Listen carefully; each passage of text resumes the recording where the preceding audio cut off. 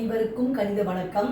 இப்போ பார்க்க போகிறது 7ஆம் வகுப்புக்குரிய கணக்கு 3ஆம் பருவம் பயிற்சி 5-4 மூன்றாவது கணக்கை பார்க்க போகிறோம்.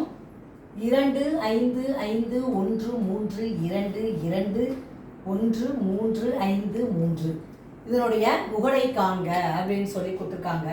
முகடுனா என்ன அப்படின்னா நம்ம பார்க்க போகிறோம். ஃபஸ்ட்டு முகடுனா எந்த எண்கள் அதிக முறையில் எந்த அதாவது தரவுகள் சொல்லலாம், எந்த எண்ணிக்கை எண்கள் எது வேணாலும் சொல்லலாம்.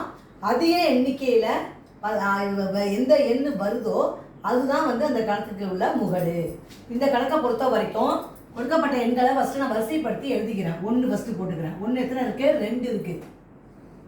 அடுத்து என்ன இருக்குது? 2ங்கிற நம்பர் எடுத்துக்கிறேன். 1 2 அதுக்கடுத்து எத்தனை இருக்குது பாருங்க. 1 2 இருக்குது. 2 எத்தனை இருக்குது? 3 இருக்குது. அதுக்கடுத்து 3 எடுத்துக்கிறோம். 3 எத்தனை இருக்குது பாருங்க. 1 2 3 இருக்குது. 3, அடுத்து பாருங்க 5 எத்தனை இருக்கு? 3 இருக்கு. அப்போ இந்த கணக்கை பொறுத்த வரைக்கும் 2 3 இருக்கு, 3 இருக்கு, 5 3 இருக்கு.